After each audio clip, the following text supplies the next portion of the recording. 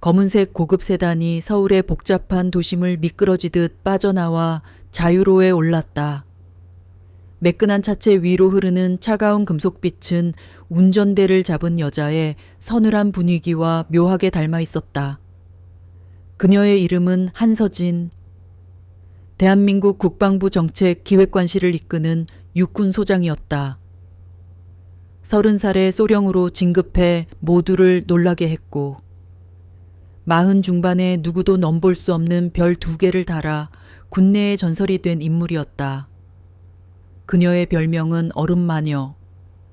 회의석상에서 그녀의 날카로운 질문과 논리적인 분석은 노련한 장군들의 등줄기마저 식은땀을 흘리게 할 정도로 매서웠다. 그녀의 눈빛은 언제나 한치의 흐트러짐도 없이 목표를 꿰뚫었고 단호한 결정은 수많은 반대 의견을 침묵시켰다. 군복을 입은 그녀는 완벽한 전략가이자 무자비한 심판자였다. 하지만 지금 이 순간 한서진은 장군이 아니었다. 운전석에 앉은 그녀는 그저 아들을 보러 가는 평범한 어머니였다. 룸미러에 비친 그녀의 얼굴은 화장기 하나 없었지만 여전히 아름다웠고 단정하게 묶은 긴 머리카락은 차창 밖으로 쏟아지는 겨울 햇살을 받아 희미하게 빛났다.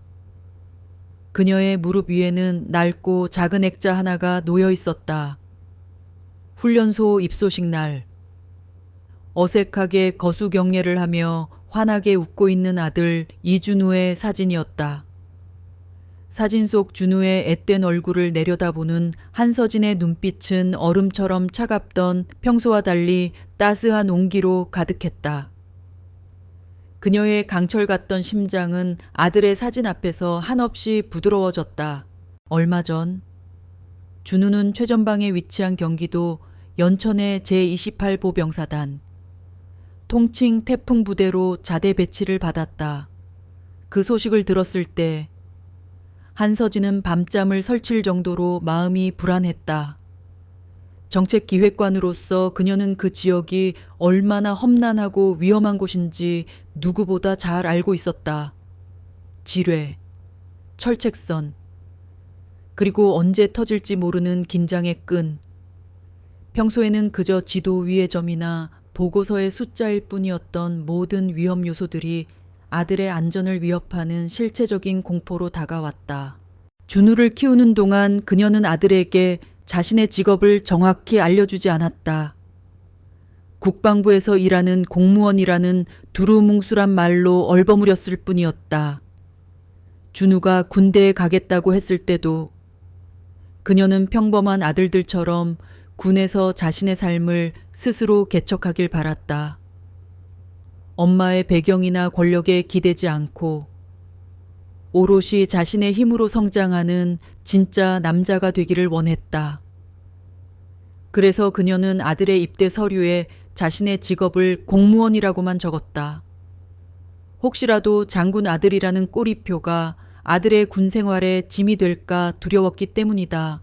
그녀의 차가 임진강을 건너고 창밖으로 보이는 풍경은 점차 군부대의 모습으로 변해갔다. 드문드문 보이는 지뢰라고 쓰인 붉은 경고판과 끝없이 이어지는 철책선들이 그녀의 심장을 짓눌렀다. 훈련소에서 무사히 수료를 마쳤다는 아들의 목소리를 전화로 들었을 때는 안도했지만 직접 군부대 근처로 오니 다시금 불안감이 엄습했다. 조수석에는 새벽부터 일어나 정성껏 준비한 음식들이 가득 담긴 보온 가방이 놓여 있었다. 아들이 가장 좋아하는 갈비찜, 잡채, 그리고 직접 담근 김치까지. 혹여나 아들이 부대에서 굶주리거나 맛없는 밥을 먹을까. 노심초사하는 그녀의 모습은 영락없는 대한민국의 어머니였다. 그녀는 한 손으로 운전대를 잡고 다른 한 손으로는 보온 가방을 어루만지며 아들을 향한 그리움과 사랑을 확인했다. 차가운 바람이 불어오는 길목을 돌아 그녀의 시야에 마침내 거대한 군부대의 정문이 들어왔다. 제28 보병사단 태풍부대라는 글씨가 새겨진 낡고 거대한 간판. 그녀의 심장이 불안감으로 요동치기 시작했다. 그녀는 차를 멈추고 룸미러를 통해 자신의 모습을 다시 한번 확인했다. 군복을 벗고 평범한 실크 블라우스와 슬랙스를 입은 그녀의 모습은 군부대와는 어울리지 않는 이질적인 풍경이었다. 그녀는 소장이라는 계급장을 떼어낸 그저 아들을 보러 온 평범한 어머니일 뿐이었다. 하지만 바로 그 평범함이 앞으로 닥쳐올 거대한 폭풍의 전조임을 그녀는 아직 알지 못했다. 차가운 겨울바람이 옷깃을 파고드는 위병소 앞에 한서진은 조심스럽게 차를 세웠다. 그녀는 익숙한 듯 보온 가방을 들고 차에서 내렸다. 고급스러운 실크 블라우스와 단정한 슬랙스 차림, 그리고 자연스럽게 늘어뜨린 긴 생머리는 굳건한 철책과 군사시설물로 가득한 이질적인 풍경 속에서 너무나도 눈에 띄는 모습이었다. 평소라면 어떤 상황에서도 당당하고 흐트러짐 없던 그녀였지만 지금 그녀의 발걸음에는 미묘한 긴장감이 실려 있었다. 이곳은 수많은 장군들을 호령하던 자신의 영역이 아니라 아들의 삶이 펼쳐지고 있는 낯선 공간이었기 때문이다. 초소 안에는 2명의 병사가 있었다. 한 명은 턱을 고엔 채 꾸벅꾸벅 졸고 있었고 다른 한 명은 스마트폰에 고개를 받고 있었다. 그들은 그녀의 인기척을 느끼고서야 마지못해 고개를 들었다. 그들의 얼굴에는 손님을 맞이하는 친절함 대신 귀찮음과 불쾌함이 가득했다. 무슨 일로 오셨습니까? 계급장을 보니 상병이었다. 이름은 황태호. 짝다리를 짚은 채 껌을 질겅질겅 씹으며 묻는 그의 태도는 군인으로서의 기본 규율조차 잊어버린 듯 불량했다. 그의 옆에 있던 이병 김민석은 한서진의 머리부터 발끝까지를 노골적으로 훑어보며 음흉한 미소를 지었다. 그녀의 우아하고 젊어 보이는 모습이 그들의 저속한 호기심을 자극하고 있었다. 한서진은 애써 불쾌감을 감추고 차분하게 대답했다. 이병 이준우 면회 왔습니다. 그녀의 목소리는 조용했지만 단호한 위엄이 실려 있었다. 하지만 황태호 상병은 그녀의 말을 듣는 둥마는 둥하며 동료를 팔꿈치로 툭 쳤다. 야, 김민석. 끝내주지 않냐. 딱 봐도 강남 사모님인데 아들 면회에 온 건가 애인 면회 온 건가. 황태호의 말에 김민석은 피식 웃으며 거들었다. 에이, 설마 아들이겠습니까? 저 정도 미모면 남자친구가 군대에 있는 거겠죠. 누님, 남자친구분 성함이 이준우라고요. 이야. 그 자식 탔네. 그들의 저속한 농담은 한서진의 귓가를 찔렀다. 그녀의 미간이 순간적으로 찌푸려졌다. 국방부 정책기획관으로서 그녀는 군의 기강 회의에 대한 수많은 보고를 보아왔지만 이렇게 눈앞에서 직접 겪게 되리라고는 상상도 못했다. 가슴속에서 분노가 치밀어 올랐다. 이것들이 감히 누구에게 본능적으로 튀어나오려는 서슬 퍼런 분노를 그녀는 간신히 눌러 삼켰다. 그녀는 자신에게 던져지는 모욕적인 시선과 언사를 참아냈다. 그녀는 장군이 아니었다. 그저 아들을 보러 온 평범한 어머니일 뿐이었다. 이곳에서 일을 크게 만들면 아들 준우의 군 생활이 피곤해질 수 있었다. 장군 아들이라는 꼬리표가 붙는 순간 준우는 동료들로부터 소외되거나 혹은 간부들의 과잉 충성 속에서 온실 속 화초처럼 자랄 수도 있었다. 그녀는 아들이 평범하게 다른 청년들처럼 동료들과 부대끼며 진짜 군인으로 성장하길 바랐다. 그것이 그녀가 이곳에 온 가장 중요한 이유였다. 그녀는 다시 한번 침착하게 말했다. 제 아들 이준우 입영 면회 왔습니다. 신분증 여기 있습니다. 그녀가 신분증을 내밀자 황태호 상병은 건성으로 받아들었다. 신분증 사진과 그녀의 얼굴을 번갈아 보던 그의 눈이 더욱 번들거렸다. 우와, 진짜 아들이네. 누님, 관리 엄청 잘하셨나 보다. 아들이 군인인데 이렇게 젊고 예쁘시면 어떡합니까? 아버지가 아주 복 받으셨네.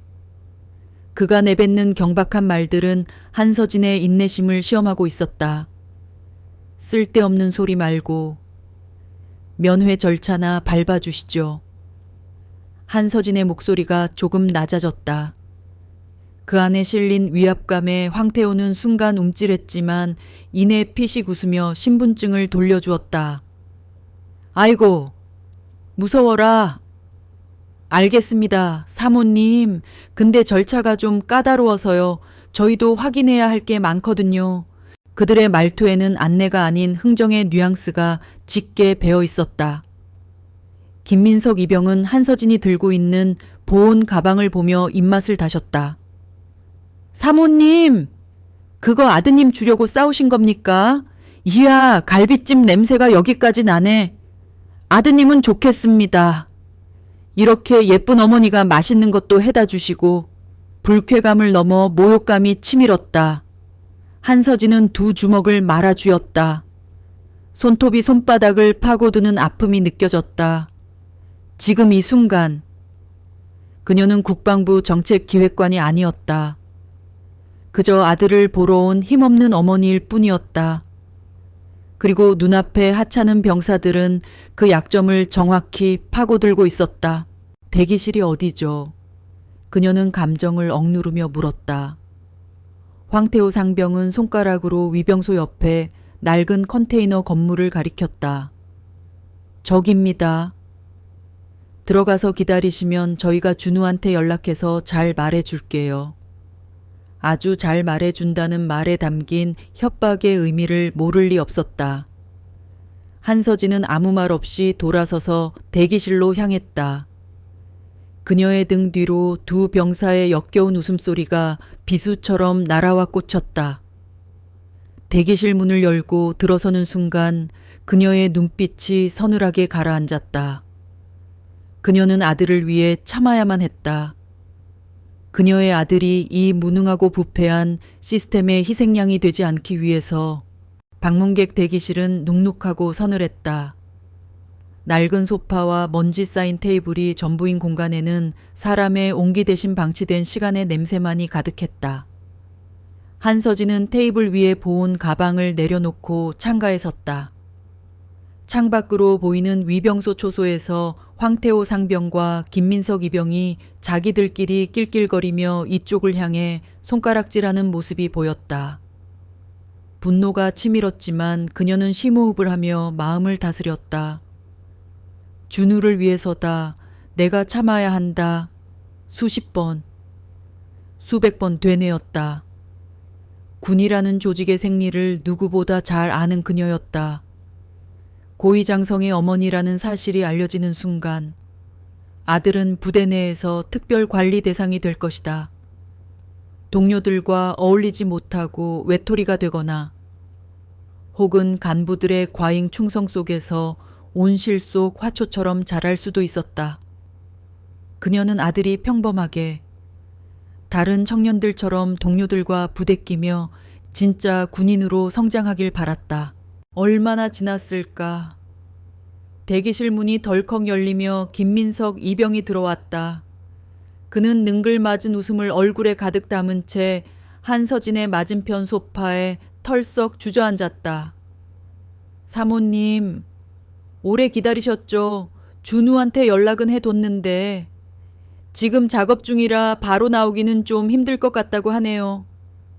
명백한 거짓말이었다. 면회는 부대의 그 어떤 작업보다 우선시되어야 할 장병의 당연한 권리였다. 한서진은 그의 의도를 파악하기 위해 아무 말 없이 그를 응시했다. 그녀의 침묵에 김민석은 더욱 신이 난 듯 말을 이었다. 근데 사모님, 진짜 대단하십니다. 어떻게 이렇게 피부가 고우세요? 비결이라도 있습니까? 저희 엄마랑 나이 차이도 별로 안 날 것 같은데 이건 뭐 비교가 안 되네. 그는 한서진의 얼굴을 뚫어져라 쳐다보며 품평을 시작했다. 불쾌한 시선이 피부에 와 닿는 듯했다. 제가 도와드릴 일이라도 있습니까? 한서진이 차갑게 물었다. 김민석은 기다렸다는 듯이 몸을 앞으로 숙였다. 도와드려야죠. 저희가 누굽니까? 태풍 부대의 얼굴 아닙니까, 사모님. 아드님 군 생활 편하게 하도록 저희가 팍팍 밀어줘야죠. 안 그렇습니까? 바라는 게 뭐냐는 단도직입적인 질문에 김민석은 잠시 머뭇거리다 이내 본색을 드러냈다. 에이, 뭘 바란다기보다는 저희도 주말에 고생하는데 사모님 같은 분이 오시면 힘이 나지 않겠습니까? 그냥 저희 고생한다고 생각하시고 커피값이라도 좀 챙겨주시면. 저희가 준우한테 가서 어머니 정말 좋으신 분이다. 우리가 앞으로 잘 봐주겠다. 한마디 해주는 거죠. 그럼 군 생활 확 풀리는 거 아시지 않습니까? 노골적인 금품 요구였다. 한서진은 기가 막혔다.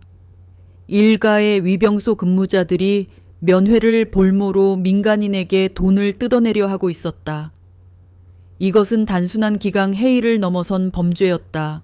그때 황태호 상병이 문을 열고 들어왔다. 그는 한서진이 들고 온 보온 가방을 툭툭 치며 말했다. 야, 김민석 말만 하지 말고 사모님이 아드님 주려고 이렇게 맛있는 걸 싸오셨는데 우리가 맛이라도 한번 봐야 예의 아니냐. 그는 한서진의 허락도 없이 보온 가방을 열어젖혔다. 김이 모락모락 나는 갈비찜과 잡채가 모습을 드러내자 두 사람은 감탄성을 질렀다. 그들은 망설임 없이 손으로 갈비찜을 집어 입에 넣기 시작했다. 아들을 위해 새벽부터 정성껏 만든 음식이 저 천박한 자들의 입속에서 지식여지고 있었다. 한서진의 인내심이 바닥을 드러내기 시작했다. 그녀의 눈빛이 얼음장처럼 차가워졌다. 그만하시죠. 그녀의 목소리에는 더 이상 온기가 남아있지 않았다. 하지만 두 사람은 멈추지 않았다. 오히려 그녀의 경고를 비웃었다. 왜요, 사모님? 아까우십니까? 에이, 쪼잔하게 왜 그러실까? 이거 좀 먹는다고. 김민석이 말을 이었다.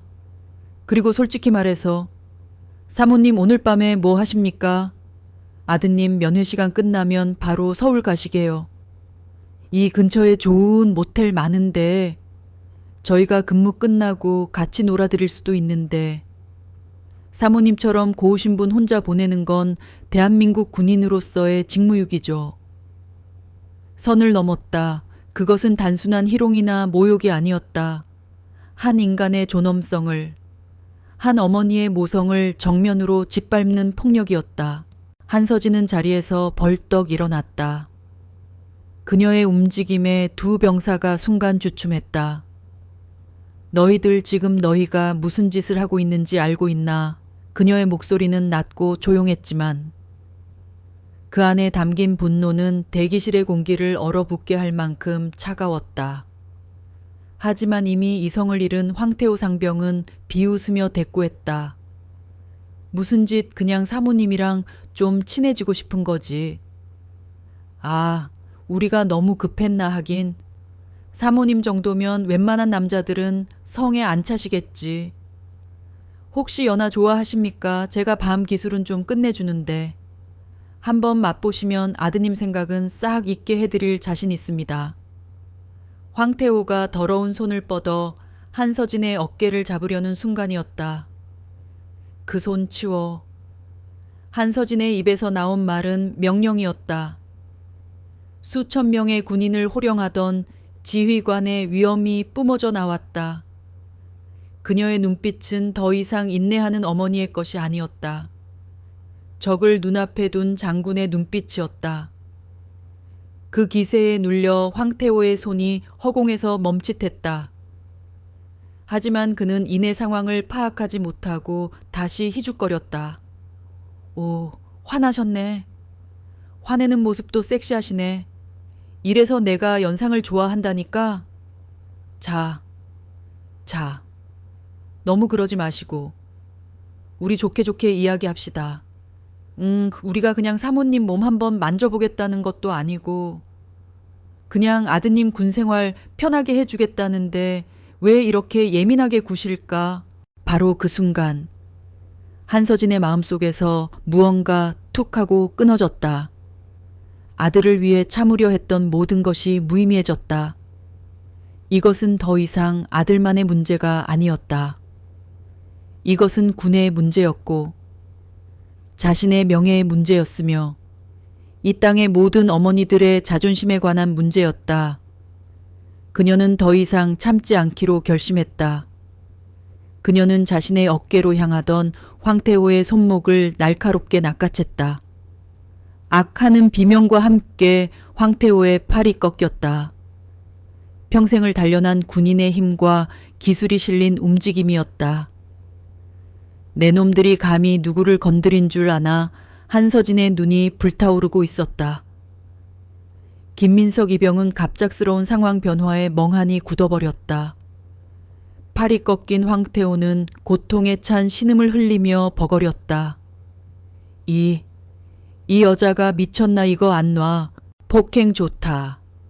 어디 한번 끝까지 가보자. 너희들의 군 생활이, 아니 너희들의 인생이 오늘 여기서 어떻게 끝장나는지 똑똑히 보여주마. 한서진은 꺾은 팔을 놓지 않은 채 다른 손으로 자신의 핸드백을 열었다. 그리고 그 안에서 자신의 모든 것이 담긴 서늘한 금속 명패가 달린 신분증 지갑을 꺼내들었다.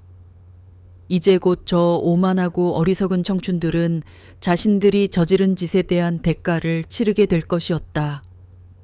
지옥의 문이 그들 앞에서 서서히 열리고 있었다. 고통과 당혹감에 휩싸인 황태호 상병의 눈에 한서진이 꺼내든 검은색 가죽 지갑이 들어왔다. 그는 팔이 꺾인 채로도 객기를 부렸다. 뭐야 지금 돈으로 해결하려고 우리가 거지야 사람 쳐놓고 돈 몇 푼으로 무마될 줄 알아. 한서진은 그의 말을 무시했다. 그녀의 얼굴에는 이제 분노마저 사라지고 오직 차가운 결단만이 남아 있었다. 그녀는 지갑을 열어 황태호의 눈앞에 펼쳐 보였다. 지갑 안쪽 투명한 비닐 너머로 증명사진이 보였다. 단정하게 군복을 차려입고 정면을 응시하는 여군, 그리고 그 사진 옆으로 선명하게 박힌 2개의 은빛 별, 무궁화 5잎이 받치고 있는 장군을 의미하는 계급장이었다. 그 아래에는 명조체로 새겨진 글씨가 있었다. 육군 소장 한서진, 국방부 정책기획관. 시간이 멈췄다. 시간이 멈춘 듯했다. 초소한의 공기는 한서진의 손에 들린 신분증 하나로 인해 얼어붙었다. 황태호와 김민석은 무릎을 꿇은 채 고개조차 들지 못했다. 그들의 눈빛은 공포와 경악으로 가득 차 있었다.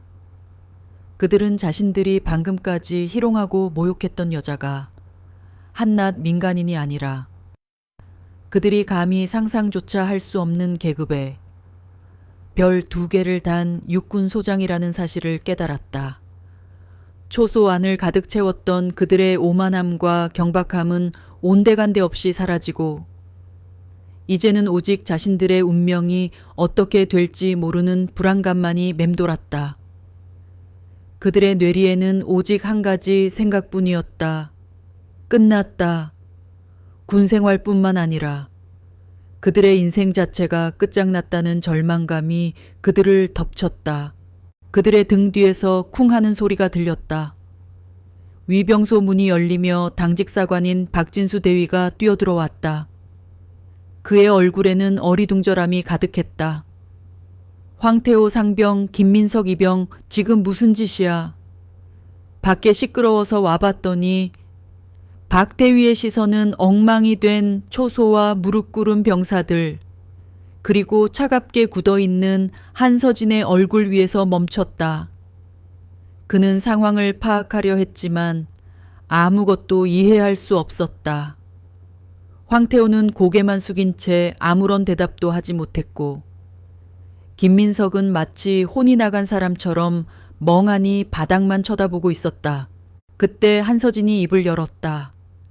그녀의 목소리는 낮고 평온했지만 그 안에 담긴 위압감은 초소의 모든 공기를 휘감았다.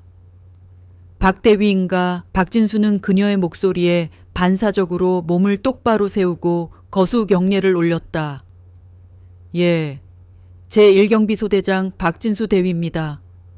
한서진은 그의 거수경례를 받지도 않은 채 냉정하게 말했다. 나는 한서진 소장이다. 국방부 정책기획관실에서 왔다. 내가 왜 여기에 와 있는지 설명해 줄 시간이 없다. 지금 즉시 사단장에게 전화해서 나에게 보고하게 해라. 5분 안에 이 위병소에 도착하라고 전해라. 박진수 대위의 표정은 순식간에 혼란과 공포로 물들었다. 한서진 소장 국방부, 그의 머릿속은 혼란스러웠다. 이 여인이 무슨 말을 하는 건가, 자신이 잘못 들은 건가 하지만 눈앞에 두 병사가 보여주는 극도의 공포와 그녀에게서 뿜어져 나오는 비범한 기세는 그녀의 말이 거짓이 아님을 증명하고 있었다. 소장님께서 5분 안에 사단장님께 박대위는 더듬거리며 되물었다. 한서진은 대답 대신 그의 눈을 똑바로 응시했다. 그 차가운 시선에 박대위는 등골이 오싹해지는 것을 느꼈다. 그는 더 이상 묻지 않았다. 곧바로 허리에 찬 무정이를 들고 상급 부대로 연락을 취했다. 그의 손은 무정이를 든 채 미세하게 떨리고 있었다. 본부 상황실 여기는 위병소 당직사령 바꿔주십시오. 박진수 대위의 목소리에는 다급함이 묻어 있었다. 잠시 후 무정이에서 당직사령인 중령의 목소리가 들려왔다. 위병소 무슨 일인가 보고해. 박대위는 침을 꿀꺽 삼키고 간신히 입을 열었다. 당직사령님, 큰일 났습니다. 지금 위병소에 국방부 한서진 소장님께서 그의 말이 차에 끝나기도 전에 당직사령의 목소리가 쩌렁쩌렁하게 울렸다. 뭐 한서진 소장 그분이 왜 거기 있어? 무슨 일인데? 박대위는 떨리는 목소리로 상황을 설명했다. 모르겠습니다. 하지만 지금 소장님께서 사단장님께 5분 안에 위병소로 오시라고 명령하셨습니다. 무정이는 순간 정적이 흘렀다. 당직사령은 믿을 수 없다는 듯 몇 번이고 되물었다. 5분이야. 박대위 지금 제정신이야. 사단장님이 어떻게 5분 만에 위병소까지 와. 박대위는 거의 울부짖는 목소리로 대답했다. 저도 믿을 수 없지만 소장님께서 직접 명령하셨습니다. 지금. 황태호 상병과 김민석 이병은 무릎을 꿇고 있고 사단장님께서는 영내에 계신 걸로 알고 있습니다. 무전이 끊기고 당직사령의 다급한 목소리가 부대 전체로 퍼져나가는 소리가 들렸다. 전 부대원은 들으시오. 사단장님 차량을 즉시 준비하라. 사단장님께서는 위병소로 즉시 이동한다. 전 중대장. 대대장들은 비상 연락망을 가동하라. 전 인원 복장 정리하고 대기하라. 부대 전체에 비상이 걸렸다. 고요했던 위병소와 그 주변은 순식간에 혼란과 긴장의 소리로 가득 찼다. 5분이라는 짧은 시간 안에 사단장 오강철 소장이 위병소에 도착해야 한다는 사실은 모든 간부들에게 충격과 공포를 안겨주었다. 그들은 한서진 소장이라는 이름이 가진 무게를 본능적으로 감지했다. 그녀는 그저 진급을 잘한 장군이 아니었다.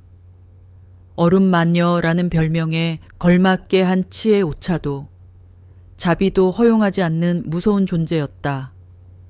그녀가 직접 와서 5분이라는 기한을 정했다는 것은 이 사건이 결코 사소한 해프닝으로 끝나지 않을 것임을 의미했다. 한서진은 시계도 보지 않고 초연한 표정으로 서 있었다. 그녀의 눈은 저 멀리 본부 건물을 향하고 있었다. 그녀의 귀에는 박대위의 무전 내용이 모두 들어왔다. 그녀는 알고 있었다. 5분 안에 사단장이 도착할 수 없다는 것을. 하지만 이 명령은 그저 도착 시간을 재촉하기 위한 것이 아니었다. 이것은 그들에게 자신이 얼마나 분노하고 있으며 이 사태를 얼마나 심각하게 여기고 있는지를 보여주는 강력한 메시지였다. 그녀의 소나기에 갇힌 황태호 상병의 팔은 이제 완전히 마비된 듯 아무런 움직임도 없었다. 그는 고통보다 더 큰 공포에 질려 숨조차 제대로 쉬지 못하고 있었다. 그는 자신의 인생이, 그리고 부대의 모든 것이 한 여인의 차가운 분노 앞에서 어떻게 산산조각 날지 직감적으로 느끼고 있었다. 5분이 지났을까? 위병소 입구에서 경광등을 번뜩이는 지프차 한 대가 먼지를 일으키며 굉음을 내지르더니 급정거했다. 차 문이 열리기도 전에 운전병이 튀어나와 문을 활짝 열었고 사단장 오강철 소장이 땀으로 흥건한 얼굴로 튀어나왔다. 그의 뒤를 따라 주임원사와 작전참모 등 여러 참모들이 우르르 내렸다. 그들의 군복은 평소의 꽃고담과는 거리가 멀었고 모두의 얼굴에는 당혹감과 긴장감이 역력했다. 5분이라는 불가능한 시간에 맞추기 위해 그들이 얼마나 무모하게 달려왔는지 짐작할 수 있었다. 한서진 소장님. 오강철 소장은 한서진을 보자마자 그 자리에서 부동자세로 거수경례를 올렸다. 그의 거수경례는 평소의 위험 있는 모습과는 달리 미세하게 떨리고 있었다. 그가 그녀를 알아본 것은 당연했다. 군내에서 얼음마녀로 불리는 한서진 소장은 이미 정운의 그 이름과 존재감이 널리 알려져 있었다. 전역한 장군들도 그녀의 이름을 듣는 순간 혀를 내두를 정도로 그녀는 단순히 계급이 높은 것을 넘어선 군의 신화 같은 존재였다. 한서진은 오강철의 경례를 받지도 않고 냉담한 표정으로 그를 내려다보았다. 그녀의 눈빛은 그가 왜 늦었는지를 묻는 듯했다. 늦었군. 짧고 간결한 한마디였지만 그 안에 담긴 위압감은 오강철 소장의 심장을 찔렀다. 송구합니다. 소장님 비상 상황을 전달받고 즉시 왔습니다. 오강철은 얼굴에 흐르는 땀을 닦지도 못하고 고개를 숙였다. 뒤따라온 참모들도 모두 공포에 질려 숨죽인 채 서 있었다. 그제야 오강철 소장의 시선이 무릎을 꿇고 있는 황태호와 김민석에게 향했다. 그들의 군복은 흙먼지로 더럽혀져 있었고 얼굴은 희게에 질려 있었다. 도대체 이들에게 무슨 일이 일어난 것일까? 오강철은 혼란스러웠지만 그에게는 질문할 권리가 없었다. 오직 한서진의 입에서 나올 말만이 유일한 진실이었다. 오 소장, 병사들의 기강 해이가 어느 정도인지 알고 싶어서 직접 찾아왔다. 한서진의 목소리는 평소의 발표통과 같았다. 감정이 전혀 배제된 사실만을 전달하는 차가운 목소리. 나는 군복을 벗고 아들을 면회해온 어머니의 신분으로 이 위병소에 들어섰다. 이 두 병사는 나의 신분을 확인하지도 않은 채 노골적으로 성적 희롱을 일삼았다. 그들은 내가 싸온 아들의 음식을 함부로 열어 먹었고 심지어는 나에게 돈까지 요구했다. 한서진의 말 한마디 한마디는 오강철 소장의 가슴에 비수처럼 박혔다. 그는 자신의 귀를 의심했다. 대한민국 최전방을 지키는 정계사단 위병소에서 그것도 일국의 소장을 상대로 이런 일이 벌어졌다는 것이 믿기지 않았다. 그는 분노와 모욕감 그리고 걷잡을 수 없는 수치심에 휩싸였다. 이 모든 일이 자신의 부대에서 자신의 지휘 아래에서 일어났다는 사실이 너무나도 치욕적이었다. 이게 다인가 아니다. 한서진의 목소리는 더욱 낮아졌지만 그 위압감은 더해졌다. 그들은 나를 유흥업소 종업원 취급하며 밤에 함께 놀아주겠다는 제안까지 했다. 나는 이 모든 모욕을 묵묵히 견뎠다. 내가 아들의 군 생활에 해가 될까 두려웠기 때문이다. 한 어머니로서 내 아들이 그들의 무능함과 비열함 때문에 고통받을 것을 원치 않았다. 그녀의 말은 오강철 소장의 얼굴을 붉게 만들었다. 그는 군복을 입은 자신에게 이보다 더한 모욕은 없으리라 생각했다. 하지만 이 사건은 한 개인의 문제가 아니다. 이것은 군의 문제이고 대한민국의 모든 어머니와 아버지의 명예에 관한 문제다. 한서진은 자신의 신분증을 다시 지갑에 넣으며 말했다. 그녀의 얼굴에는 이제 어떤 감정도 보이지 않았다. 오직 무거운 결단만이 깃들어 있었다. 오, 소장. 나는 이 사태에 대해 군인으로서의 책임과 한 어머니로서의 분노를 동시에 느낀다. 나는 이 사태가 단순히 징계로 끝나서는 안 된다고 생각한다. 오강철 소장은 고개를 들지 못했다. 그는 뼛속까지 군인이었고 그가 가장 중요하게 생각하는 것은 군의 명예와 기강이었다. 지금 한서진 소장이 말하는 모든 것은 그의 신념을 송두리째 흔드는 충격적인 사건이었다. 소장님, 제가 부덕하여. 오강철은 말을 잇지 못했다. 한서진은 그의 말을 끊었다. 책임은 나중에 져도 된다. 지금은 이 사태를 수습해야 한다. 그녀의 시선은 다시 무릎 꿇은 두 병사에게 향했다. 저 두 병사는 면회객에게 금품을 요구하고 신체적 언어적 성희롱을 가했다. 이는 군형법 제47조 및 제92조의 유 위반에 해당된다. 또한 이들은 상급 지휘관을 기만하고 업무를 방해했으며 군의 명예를 실추시켰다. 한서진의 목소리는 마치 법조문을 읊는 듯 정확하고 냉철했다. 오, 소장. 지금 즉시 헌병대를 불러 저들을 체포하여 구속 수사하게 하라. 그리고 이들의 행위를 부대 전체에 공표하여 다시는 이런 일이 벌어지지 않도록 하라. 한 병사의 일탈로 치부하지 말고 이 사태를 전 부대원의 기강을 다시 잡는 계기로 삼아야 한다. 오강철 소장은 더 이상 망설이지 않았다. 그는 자신의 주임원사를 향해 고개를 돌렸다. 주임원사 지금 즉시 헌병대 불러 이 두 놈 당장 끌고 가 구속 수사 전 부대원들에게 이 상황을 전부 공지해 단 한 명의 예외도 없이 다시는 이런 일이 발생하지 않도록 궁의 교육을 실시한다. 그의 목소리는 분노로 인해 갈라졌지만 그 안에 담긴 단호함은 모두를 압도했다.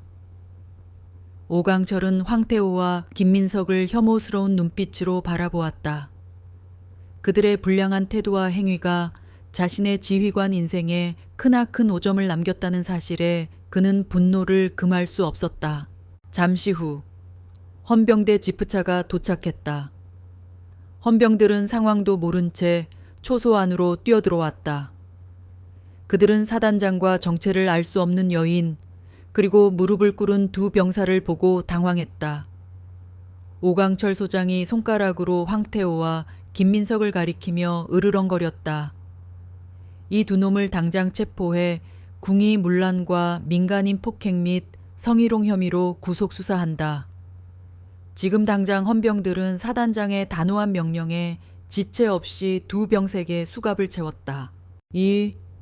이건 불법입니다. 저희는 아무 짓도 안 했습니다. 황태호가 몸을 일으키며 소리쳤다. 하지만 그는 이미 늦었다. 한서진은 그의 팔을 꺾은 채로 헌병들에게 넘겨주었다. 이 병사가 폭행이라고 주장하는 부분은 이 병사가 먼저 나에게 성적 희롱과 폭행을 시도했기 때문에 정당방위로 발생한 일이다. 이 부분도 조사하라. 그녀의 냉철한 한마디에 황태호는 고개를 떨구었다. 헌병들은 두 병사를 지프차 뒷좌석에 태웠다.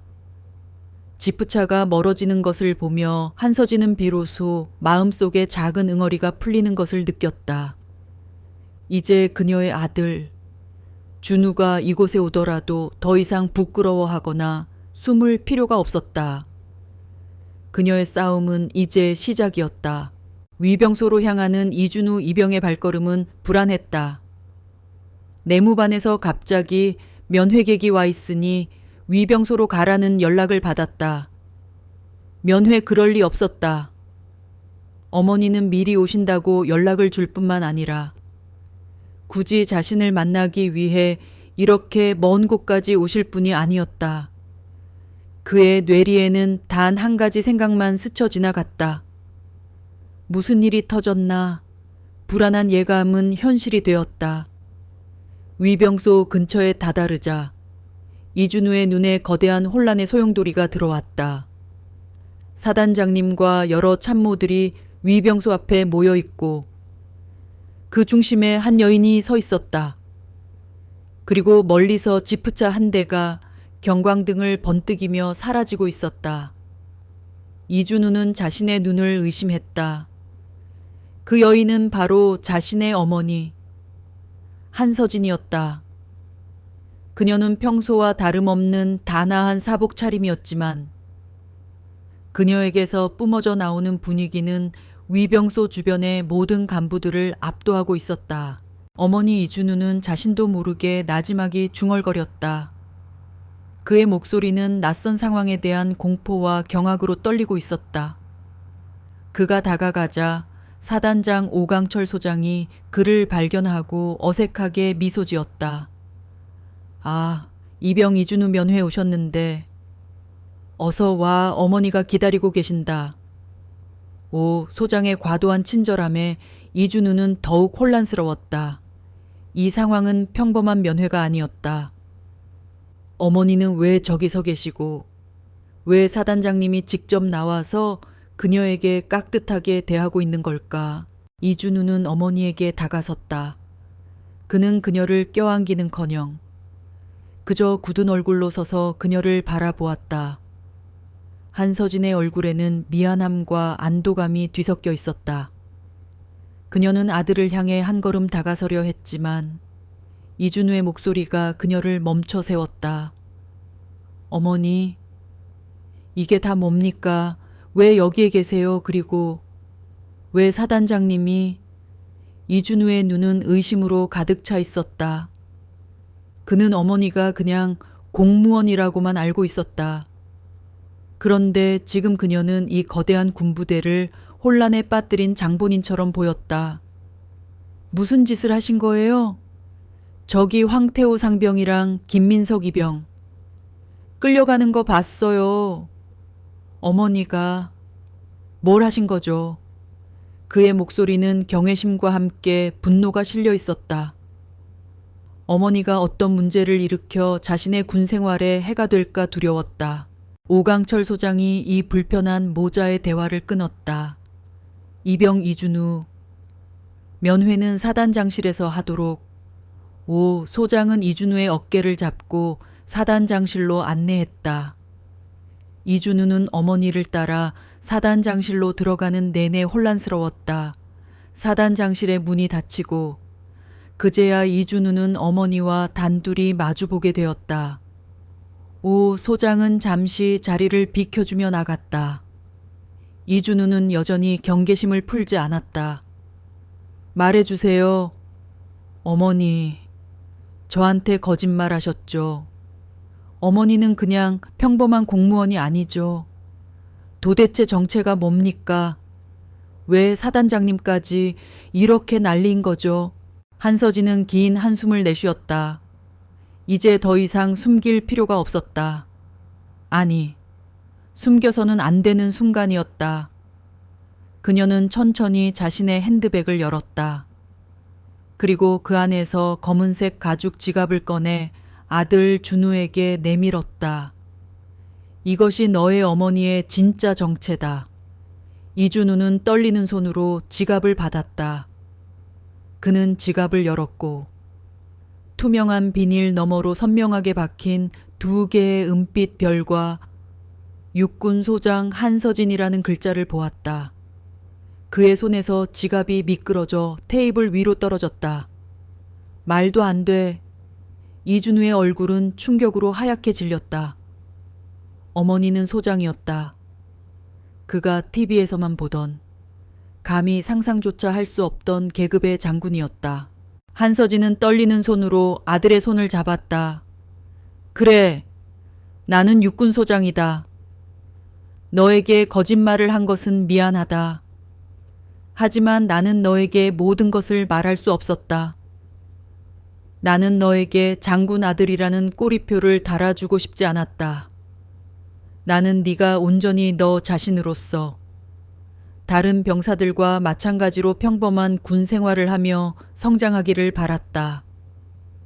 엄마의 배경에 기대지 않고 내 스스로 모든 것을 이겨내고 진정한 군인으로 성장하는 것을 보고 싶었다. 한서진은 울먹이는 목소리로 위병소에서 벌어졌던 모든 일을 털어놓았다. 황태호와 김민석의 무례함, 자신에게 던져진 성적 모욕, 그리고 아들을 위해 묵묵히 모든 것을 참아냈던 시간들. 내가 왜 참았는지 아느냐? 내가 여기서 장군 신분을 드러내고 그들을 처벌하면 너는 부대에서 엄마 백으로 군 생활하는 애라는 소리를 들을까봐 두려웠다. 네가 혹시라도 따돌림을 당하거나 혹은 과잉보호 속에서 무능한 병사가 될까봐 무서웠다. 나는 그냥 평범하게 면회 온 한 어머니일 뿐이었다. 내가 가진 모든 것을 숨기고 네가 좋아하는 음식을 해다 주는 그런 평범한 엄마이고 싶었다. 한서진의 고백에 이준우의 눈가에 눈물이 차올랐다. 그는 어머니가 왜 낡은 보온 가방을 들고 왔는지, 왜 그렇게 조용하고 침착하게 행동했는지 이제야 이해할 수 있었다. 그는 어머니가 겪었을 모욕과 수치심을 상상하며 가슴이 찢어지는 듯 아팠다. 어머니, 이준우는 더 이상 말을 잇지 못했다. 그의 눈에서는 하염없이 눈물이 흘러내렸다. 어머니는 자신의 명예와 자존심을 버리고 아들을 위해 굴욕을 감수했다. 그 사실이 그를 너무나 아프게 했다. 한서진은 아들을 품에 안았다. 이준우는 어머니의 품에 얼굴을 묻고 소리 없이 울었다. 그는 어머니의 직업이 아니라 한 어머니의 위대하고 깊은 사랑을 깨달았다. 어머니는 자신을 지키기 위해 군복이라는 갑옷을 벗어던지고 민간인이라는 방패를 들었다. 그리고 그 방패가 뚫리는 순간 그녀는 자신의 모든 것을 걸고 이 사태를 해결했다. 미안하다. 준우야. 너의 군 생활을 복잡하게 만들어서. 한서진의 목소리도 떨렸다. 아니에요, 어머니. 제가 더 미안합니다. 어머니의 마음을 전혀 모르고 있었어요. 이준우는 어머니의 품에 안겨서 한참을 울었다. 그들의 눈물은 단순한 슬픔의 눈물이 아니었다. 그것은 오해를 풀고 서로의 진심을 확인하는 화해의 눈물이었다. 그들의 관계는 한층 더 깊어지고 단단해졌다. 이준우는 이제야 비로소 진짜 군인이 되는 길에 첫 발을 내딛게 되었다는 것을 깨달았다. 그리고 그 길의 시작에는 자신의 명예를 버리고 모든 것을 걸었던 위대한 어머니의 사랑이 있었다. 사단장실의 문이 닫히고 한서진은 아들 이준우의 손을 굳게 잡았다. 어머니의 품에 안겨 한바탕 울음을 쏟아낸 준우는 한결 편안해진 얼굴이었다. 하지만 한서진의 표정은 오히려 더욱 굳건해졌다. 그녀는 아들의 손을 잡은 채 말했다. 준우야, 네가 겪게 될 혼란에 대해 어머니는 충분히 이해한다. 하지만 나는 이 일이 단순히 너와 나, 우리 가족만의 문제로 끝나지 않기를 바란다. 이 땅의 모든 병사들이 부당한 모욕과 위협에 시달리지 않도록 나는 내가 가진 모든 것을 걸고 군대를 개혁할 것이다. 그녀의 목소리에는 단호한 결의가 담겨 있었다. 이준우는 어머니의 눈빛에서 그동안 보지 못했던 군인으로서의 무거운 사명감을 읽었다. 어머니, 준우는 어머니의 손을 맞잡았다. 그의 손에는 아직 굳은 살이 박이지 않은 병사의 앳된 손이었다. 하지만 그 안에는 어머니를 향한 존경심과 지지가 담겨 있었다. 한서진은 그런 아들을 보며 희미하게 미소 지었다. 그녀의 투쟁은 이제부터 시작이었다. 단순히 한두 명의 병사를 처벌하는 것을 넘어 뿌리 깊게 박힌 군의 악습을 도려내야 했다. 그날 오후 사단 연병장에는 전 부대원이 직결했다. 장교부터 병사까지 모든 인원이 연단 앞에 도열해 있었다. 정복을 단정하게 차려입은 한서진 소장이 연단에 올라섰다. 그녀의 양옆에는 오강철 소장과 참모들이 긴장한 표정으로 서 있었다. 수천 명의 시선이 그녀에게로 쏟아졌다. 그들은 한서진 소장이 왜 이곳에 왔는지, 그리고 그녀가 무엇을 말할 것인지 궁금해했다. 그리고 그들의 궁금증은 곧 경악과 전율로 바뀌게 될 것이었다. 전 장병은 경청하라. 한서진의 목소리가 연병장 전체에 울려 퍼졌다. 그녀의 목소리는 마이크를 타고 차가운 금소금처럼 전달되었지만 그 안에 담긴 힘은 모든 이들을 압도했다. 나는 오늘 국방부 정책기획관이 아닌 한 병사의 어머니로서 이 자리에 섰다. 그리고 나는 오늘 이 부대에서 벌어진 치욕적인 사건에 대해 말하고자 한다. 그녀는 차분하지만 단호한 어조로 위병소에서 벌어진 일을 설명했다. 성희롱, 금품 요구, 그리고 모욕적인 언사. 그녀는 그들의 행위를 가감없이 폭로했다. 그녀의 이야기가 진행될수록 사단장과 참모들의 얼굴은 더욱 굳어졌고 병사들 사이에서는 분노와 경악의 술렁거림이 일었다. 한서진은 잠시 침묵했다. 그리고 그녀는 시선을 들어 수많은 병사들의 눈을 하나하나 응시했다. 이 사건은 단순히 두 병사의 일탈로 치부할 수 없다.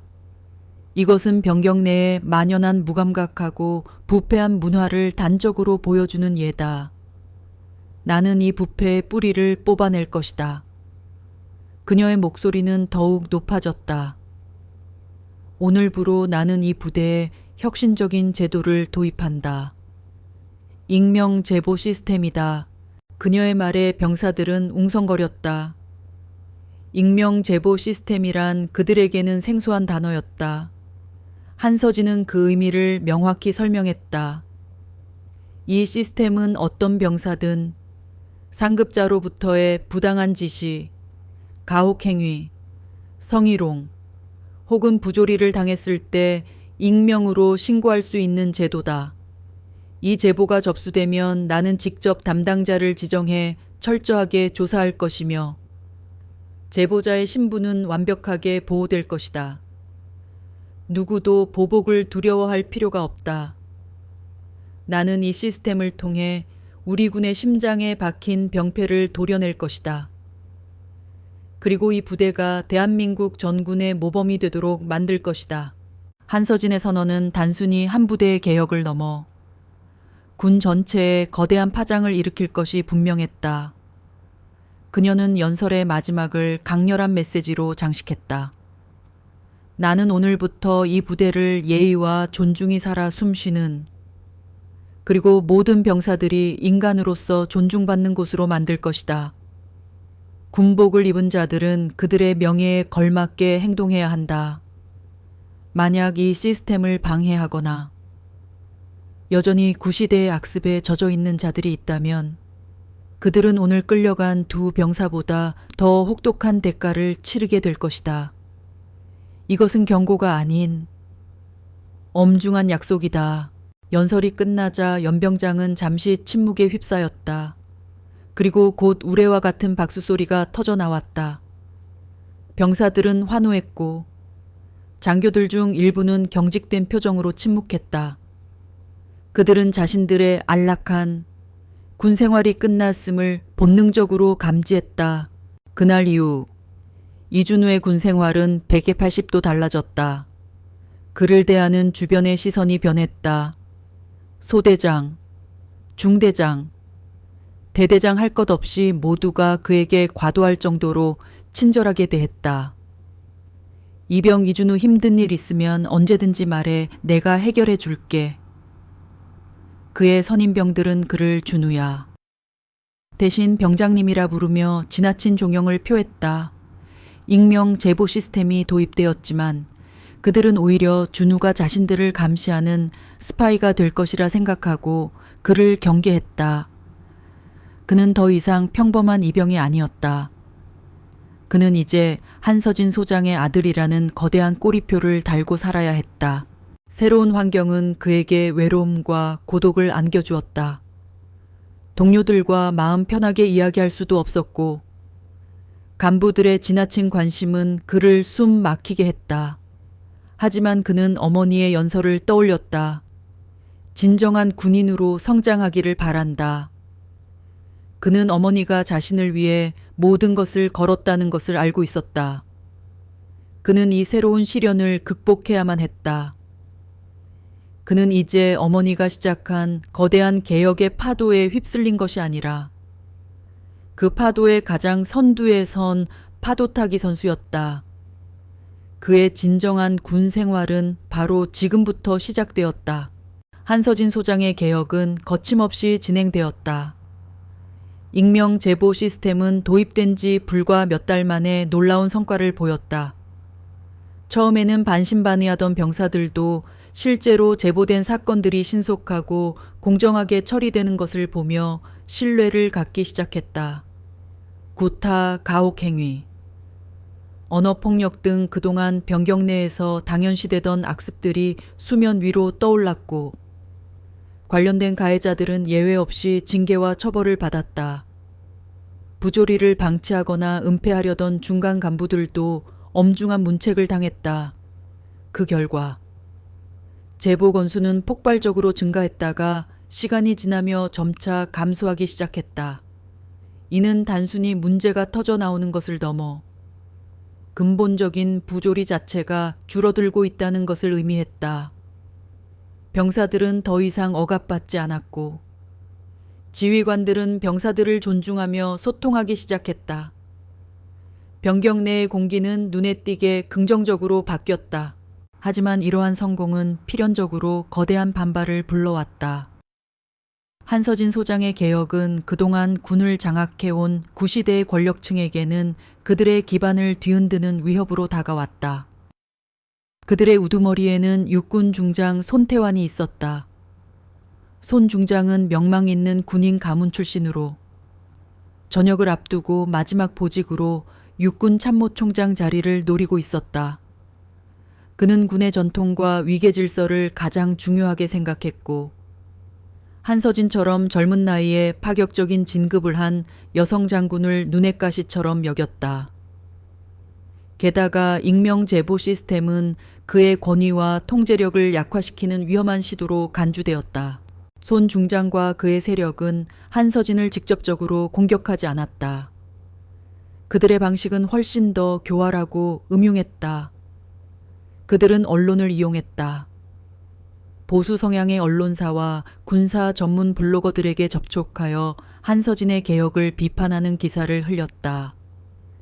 기사들은 교묘하게 사실을 왜곡했다. 익명 제보 시스템이 무분별한 고발 남용을 초래하고 있으며 전우회를 파괴하고 군 기강을 해이하게 만든다고 주장했다. 상급자에 대한 신뢰가 무너져 군이 혼란에 빠졌다는 익명의 내부 제보를 인용하며 어른만여의 독선적 개혁이 군을 위태롭게 하고 있다고 결론지었다. 이러한 여론 공격은 한서진의 심기를 건드리지 않았다. 그녀는 이미 이러한 반발을 예상하고 있었다. 그녀의 관심은 오직 사실에만 있었다. 그녀는 자신의 참모들을 불러 모았다. 손 중장 측에서 여론전을 시작했군. 우리가 예상했던 대로야. 하지만 감정에 휘둘릴 필요는 없다. 그들의 비난은 모두 추측과 소문에 기반하고 있다. 우리는 오직 팩트로만 대응한다. 한서진의 참모들은 그녀의 지시에 따라 방대한 양의 데이터를 수집하기 시작했다. 익명 제보 시스템, 도입 전후의 부대 내 사고 발생 건수, 자살률, 탈영률, 그리고 병사들의 만족도 조사 결과 등 모든 수치를 종합했다. 이 데이터는 그녀의 개혁이 단순한 이상론이 아니라 실제로 군의 효율성과 사기를 증진시켰다는 것을 증명하는 결정적인 증거였다. 첫 번째 데이터는 부조리 신고 건수였다. 도입 초기에 급증했던 신고 건수는 시간이 지나며 점차 안정되었다. 이는 잠재되어 있던 문제들이 표면으로 드러났고 이제는 근절 단계에 들어섰다는 것을 의미했다. 두 번째 데이터는 병사들의 심리 상담 건수였다. 한서진은 익명 제보 시스템과 함께 심리 상담 시스템을 강화했는데 이는 병사들이 자신의 고통을 숨기지 않고 털어놓을 수 있는 창구가 되었다. 상담 건수는 늘었지만 정작 병경 내의 심각한 정신질환 발병률은 줄어들었다. 세 번째이자 가장 중요한 데이터는 전투력 증진에 관한 것이었다. 병사들이 더 이상 부조리에 시달리지 않게 되자 그들은 훈련에 더욱 적극적으로 참여했고 실제 훈련 성적은 전년 대비 월등히 향상되었다. 손 중장 측은 자신들의 여론전이 한서진에게 심각한 타격을 입힐 것이라 생각했다. 하지만 한서진은 그들의 얕은 수에 코웃음 쳤다. 그녀는 기자들에게 억울함을 호소하거나 정면으로 맞서 싸우지 않았다. 그녀는 오직 다음 행보만을 준비했다. 그녀의 차가운 눈은 오직 하나의 목표만을 향하고 있었다. 국회 국방위원회 청문회. 그곳이야말로 자신을 음해하는 모든 세력의 입을 완벽하게 틀어막을 수 있는 최적의 장소였다. 한서진은 한밤중에도 불이 켜진 국방부 사무실에서 보고서를 검토했다. 그녀의 눈은 수많은 숫자와 그래프 위를 미끄러지듯 스캔하며 손 중장 측의 논리를 반박할 논리적인 연결고리를 찾았다. 그녀는 자신의 싸움이 단순히 개인적인 복수가 아님을 알고 있었다. 이것은 군의 미래, 그리고 모든 젊은이들의 미래를 위한 거대한 전쟁이었다. 그녀는 승리해야만 했다. 오직 승리만이 그녀가 겪은 모든 모욕과 아들 이준우가 겪고 있는 외로움을 보상해 줄 수 있었다. 그녀의 손은 보고서 위에서 멈췄다. 그녀는 이제 마지막 전투를 준비하고 있었다. 국회 국방위원회 청문회장. 언론의 플래시가 쉴 새 없이 터지는 가운데 한서진 소장은 연단에 섰다. 그녀의 앞에는 대한민국 군의 미래를 논하는 국회의원들과 그녀의 개혁을 맹렬히 비난해온 육군 중장 손태환을 비롯한 구시대 세력의 얼굴들이 보였다. 그들의 표정에는 조소와 의심이 뒤섞여 있었다. 그들은 한서진이 자신들의 정치 공작에 무너질 것이라 확신하고 있었다. 위원장님, 그리고 위원 여러분, 육군소장 한서진입니다. 그녀의 목소리는 어떤 감정도 없이 차분하고 단호했다. 최근 언론을 통해 우리 군의 기강이 해이해졌다는 비판이 제기되고 있습니다. 저는 오늘 이 모든 비난이 사실이 아님을 증명하는 데이터를 제출하고자 합니다. 저는 오늘 여러분께 소문이나 주장이 아닌 오직 사실만을 보여드릴 것입니다. 손 중장의 얼굴이 미세하게 굳었다. 그는 한서진이 감정에 호소하거나 억울함을 토로할 것이라 예상했다. 하지만 그녀의 접근 방식은 완전히 달랐다. 그녀는 단 한 명의 예외도 없이 지난 6개월간의 데이터를 담은 수십 장의 슬라이드를 넘기기 시작했다. 첫 번째 슬라이드는 병경 내 구타 및 가혹행위 발생 건수였다. 한서진은 익명 제보 시스템 도입 전후의 수치를 비교했다. 도입 초기에는 잠재된 문제들이 터져 나오면서 수치가 일시적으로 급증했지만 점차 줄어들어 최종적으로는 절반 이하로 떨어졌다. 이는 병사들이 더 이상 폭력에 시달리지 않게 되었음을 의미했다. 두 번째 슬라이드는 탈영 및 자살 시도 건수였다. 이 수치는 병사들의 정신적 고통을 직접적으로 보여주는 지표였다. 놀랍게도 이 수치 역시 시스템 도입 이후 30% 이상 감소했다. 한서진은 담담하게 말했다. 이것은 병사들이 자신의 고통을 숨기지 않고 해결할 수 있는 창구가 생겼기 때문입니다. 그들은 더 이상 혼자 힘들어하지 않아도 된다는 사실을 알게 되었습니다. 세 번째 슬라이드는 전투력 향상 지표였다. 그녀는 병사들의 훈련 참가율, 그리고 사격 훈련, 유격 훈련 등 각종 훈련의 성적을 그래프로 보여주었다. 모든 지표가 뚜렷한 상승 곡선을 그리고 있었다. 병사들은 자신의 인권이 보장될 때 비로소 국가를 위해 목숨을 바칠 수 있는 진정한 군인으로 거듭납니다. 우리의 개혁은 군의 기강을 무너뜨린 것이 아니라 오히려 군의 본질적인 전투력을 강화시켰습니다. 청문회장의 공기는 완벽하게 한서진의 편으로 돌아섰다. 손 중장과 그의 세력은 더 이상 반박할 논리가 없었다. 그들의 주장은 오직 소문과 추측에 불과했다는 사실이 명백하게 드러났다. 한 젊은 여성 장군의 치밀한 데이터 앞에서 그들의 오만하고 낡은 논리는 무너져 내렸다. 청문회는 압도적인 지지를 얻으며 끝이 났다. 국방부 장관은 직접 한서진의 공로를 치하하며 그녀의 개혁안을 정훈에 확대 적용하겠다는 의사를 밝혔다. 그녀의 승리는 완벽해 보였다. 하지만 모든 영광의 순간 뒤에는 그림자가 숨어 있었다. 한서진의 시야가 닿지 않는 곳에서 또 다른 사건들이 벌어지고 있었다. 첫 번째 그림자는 군 교도소에 수감된 황태호와 김민석이었다. 그들의 공포는 이제 깊은 증오와 복수심으로 변해 있었다. 한서진, 그 미친 여자가 우리를 이렇게 만들었어. 반드시 복수할 거야.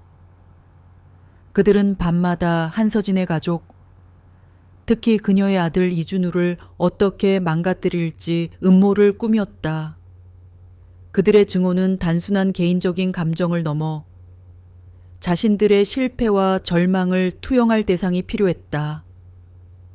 그들의 음흉한 눈은 이준우를 향해 있었다.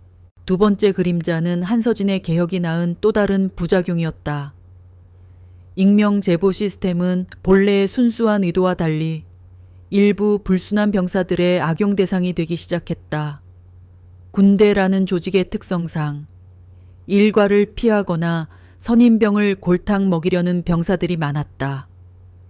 그들은 사소한 꾸중이나 지적을 과장하거나 조작하여 익명으로 제보했다.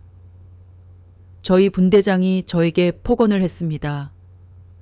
선임병이 제게 부당한 지시를 내렸습니다. 와 같은 허위 제보들이 쏟아져 나왔다. 그 결과 무고한 간부들과 선임병들이 불필요한 조사와 오해에 시달려야 했다. 이러한 부작용은 이준우의 눈에도 띄었다. 그는 어머니의 개혁이 옳은 방향이라는 것을 믿어 의심치 않았다. 하지만 그는 최근 자신의 분대장이 억울한 익명 제보로 인해 고통받는 모습을 보며 혼란스러웠다. 익명 제보 시스템은 분명 병사들을 보호하기 위한 것이었지만 이제는 누군가를 억압하는 도구로 변질되고 있었다. 어머니는 이 문제를 알고 있을까? 그는 고민했다. 어머니의 개혁은 성공했지만 그 성공의 이면에는 아직 해결해야 할 복잡한 문제들이 남아 있었다. 그는 자신이 이제 더 이상 어머니의 보호를 받는 존재가 아니라 어머니의 개혁을 완성시킬 책임을 짊어진 사람이 되었다는 것을 깨달았다.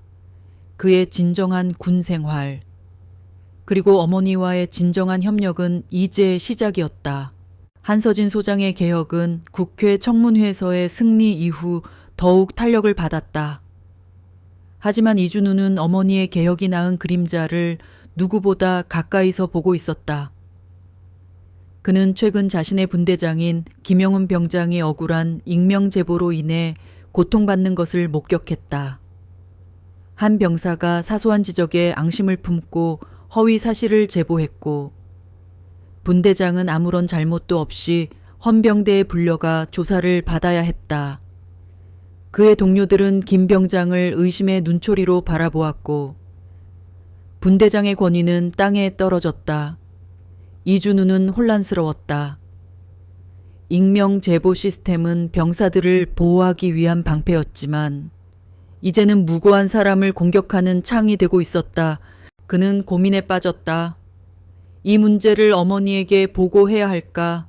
하지만 그렇게 하면 어머니의 개혁에 찬물을 끼얹는 꼴이 될까봐 두려웠다. 그러나 침묵하는 것은 더 큰 잘못이라는 것을 깨달았다. 그는 이제 어머니의 보호 아래에 있는 어린아이가 아니었다. 그는 진정한 군인이 되고자 했던, 그리고 자신의 어머니가 이뤄낸 위대한 개혁의 일부가 되기를 원했던 한 남자였다. 이준우는 밤을 새워가며 한편의 보고서를 작성했다. 그는 자신의 소대에서 벌어진 허위 제보 사례를 구체적으로 기록하고 그 원인과 문제점을 냉철하게 분석했다. 그리고 그는 용기를 내어 익명 제보 시스템에 대한 개선안을 제안했다. 제보의 진실성을 확인하기 위한 추가적인 절차를 마련하고 허위 제보에 대한 강력한 처벌 규정을 신설해야 한다는 내용이었다. 보고서의 마지막에는 이렇게 적혀 있었다. 어머니께서 시작하신 위대한 개혁이 부조리의 새로운 온상이 되는 것을 원치 않습니다. 군의 미래는 단순한 시스템이 아니라 그 시스템을 운용하는 군인들의 양심에 달려 있습니다. 다음 날 아침, 이준우는 작성한 보고서를 자신의 부대 지휘관에게 제출했다. 그리고 그 보고서는 곧바로 국방부 정책기획관실의 한서진 소장에게 전달되었다. 한서진은 아들의 보고서를 읽으며 복잡한 감정에 휩싸였다. 한편으로는 아들이 직면한 문제에 대한 우려가 있었지만 다른 한편으로는 아들이 이제 더 이상 어린아이가 아닌 스스로 문제를 분석하고 해결책을 제시하는 주체적인 군인으로 성장했다는 사실에 벅찬 감동을 느꼈다. 그녀는 곧바로 아들의 보고서를 바탕으로 새로운 개혁안을 마련하기 시작했다.